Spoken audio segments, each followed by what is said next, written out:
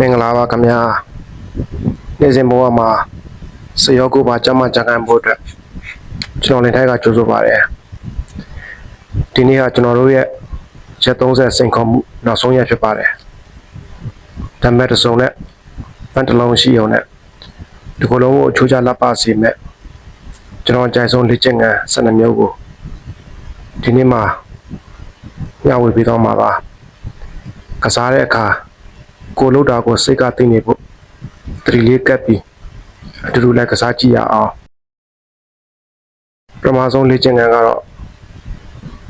ရှင်အုပ်ကိုထိရောက်စေမဲ့စင်ကန်အန်တပယ် cross over လေ့ကျင့်ခန်းဖြစ်ပါတယ်ဒီလေ့ကျင့်ခန်းကလက်ကိုအတွင်းဘက်ကိုဆွဲတဲ့အခါရှင်အုပ်ကြွတာညှစ်သွားတာကိုသတိပြုပါခဏကိုရင်ထိုးမတော့အောင်ထိန်းထားပါ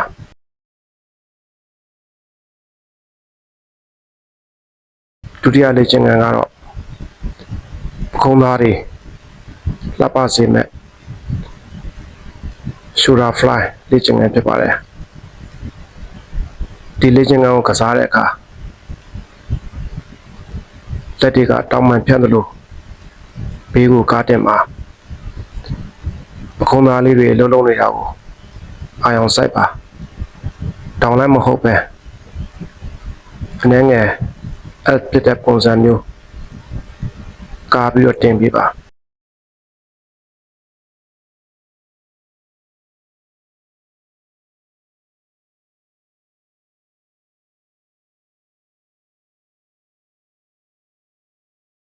တတိယမြောက်လေ့ကျင့်ခန်းကတော့လက်မောင်းနောက်သားတွေကိုထိရောက်စေမဲ့ single and double overhead extension လေ့ကျင့်ခန်းဖြစ်ပါတယ်ဒီလေ့ကျင့်ခန်းကိုကစားတဲ့အခါ transit ကိုနားမှာကထားပါအတင်မှာလက်မောင်းနောက်သားညှစ်သွားတာကိုသတိပြုပြီးအစင်မှဖြည်းဖြည်းချင်း strand လုပ်ပေးပါ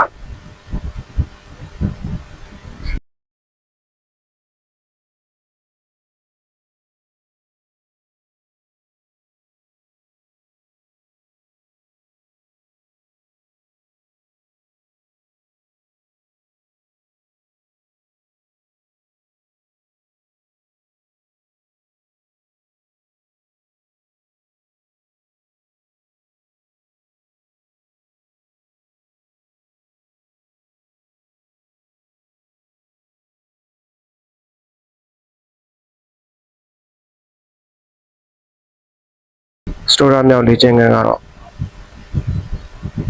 ကြောပြင်ကိုထိရောက်စေမဲ့ single and double row လေ့ကျင့်ခန်းဖြစ်ပါတယ်ခါကိုမကုန်းမနဲ့တပည့်ကိုဆွဲတင်တဲ့အခါလက်မောင်းနဲ့မဟုတ်ပဲကြောပြင်ကြွသားကိုအသုံးပြုပြီးဆွဲတင်နေတယ်လို့စိတ်ထက်ကမှတ်ထားပါ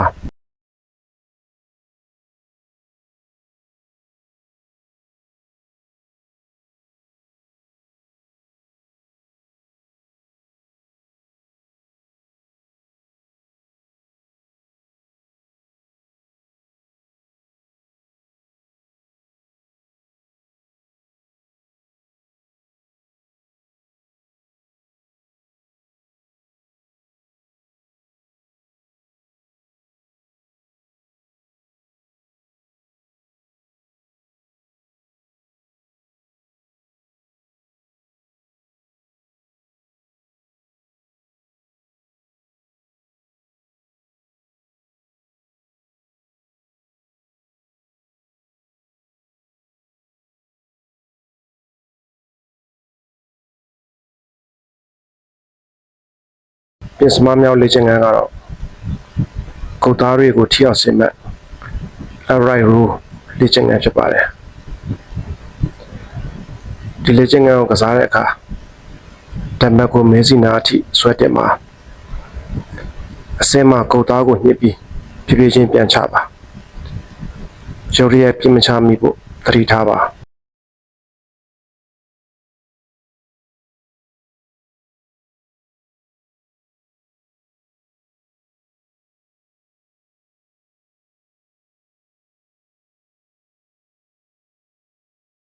နောက်ထပ်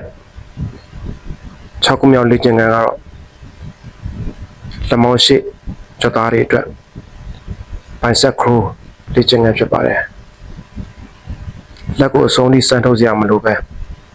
ကြွသားတင်းအားတန်ရှင်းရှိတဲ့အတိုင်းအထိပဲဆင်မှာအတက်မှာစက္ကန့်ဝက်လောက်ညှစ်ထားပါ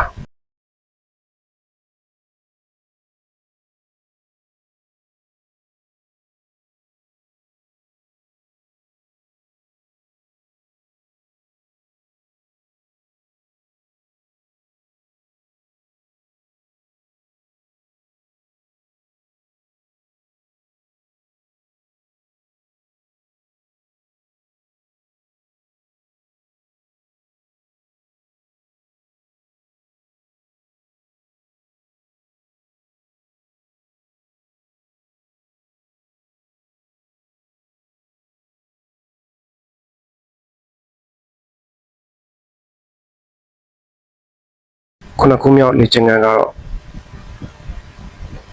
ခါဘေးခိုးမဆယ်တွေအတွက်ထိရောက်စေမဲ့ single and side bend လေ့ကျင့်ခန်းဖြစ်ပါတယ်ခါဘေးတစ်ဖက်စီကိုစောင်းတဲ့အခါခါဘေးကြွသားတွေဆွဲဆက်သွားတာကိုခံစားပါခန္ဓာကိုယ်မရိုင်းအောင်ခိုးမဆယ်တွေကိုတင်ထားပါ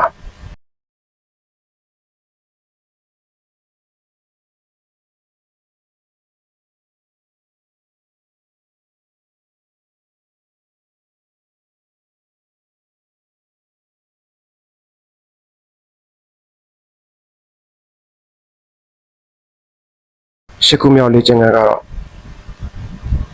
တင်မကြွသားတွေကိုထိရောက်စေမဲ့ dumbbell hip thrust လေ့ကျင့်ခန်းဖြစ်ပါတယ်ခေါင်းပေါ်မှာပခုံးကိုမှီထားပါ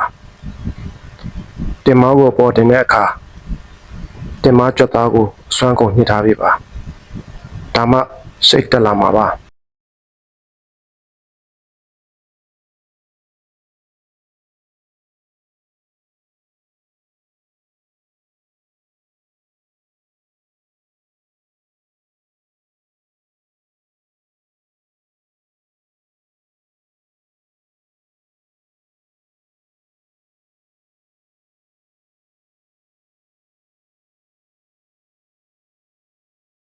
9ခုမြောက်လေ့ကျင့်ခန်းကတော့ပေါင်ရှိကြွသားတွေကိုထိရောက်စေမဲ့ narrow squat လေ့ကျင့်ခန်းဖြစ်ပါတယ်ခြေထောက်ကိုကျဉ်းထားပါဒမ်ဘယ်ကိုမြှောက်ထားတာကဘယ်လင်းအတွက်ကောင်းစေဖို့ပါအောက်ထိထိုင်ချတဲ့အခါပေါင်ရှိသားတင်းအားကိုသတိပြုပါ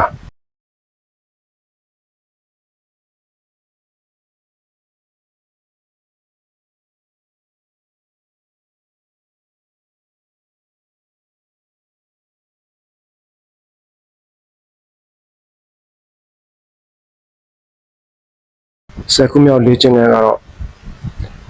ပေါင်တွင်းသားတွေကိုထိရောက်စေမဲ့ sumo squat လေ့ကျင့်ခန်းဖြစ်ပါတယ်ခြေပြောက်ကိုဘေးကိုကာထားပါ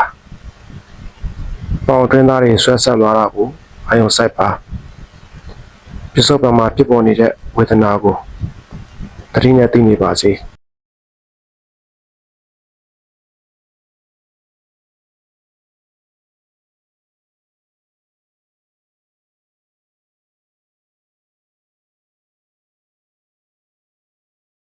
11ခုမြောက်လေ့ကျင့်ခန်းကတော့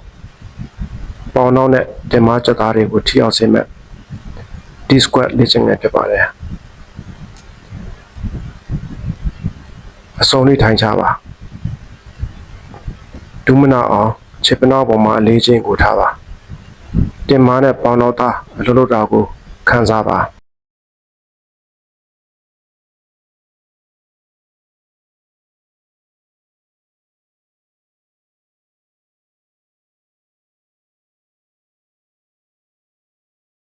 နောက်ဆုံးလေ့ကျင့်ခန်းကတော့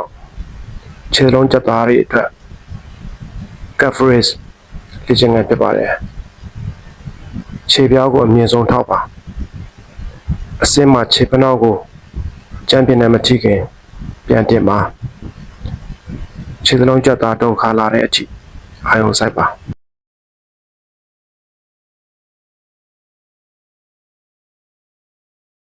ဒီကစားနည်းတွေကစိတ်နဲ့ကိုယ်ကိုတသားတည်းဖြစ်စေပါတယ်လေ့ကျင့်ခန်းလုပ်တာကခန္ဓာကိုယ်အတွက်ကုသိုလ်ပြုတာပါပဲကျွန်တော်နဲ့အခမဲ့လာရောက်ဆွေးနွေးနိုင်သလို trainer နဲ့စနစ်ကျကစားလုပ်သူတွေကိုလည်းကြိုးဆိုပါတယ်နောက်ဗီဒီယိုမှာပြန်ဆောင်ကြမယ်နော်စိတ်ရောကိုယ်ပါကျမပျော်ရွှင်ကြပါစေ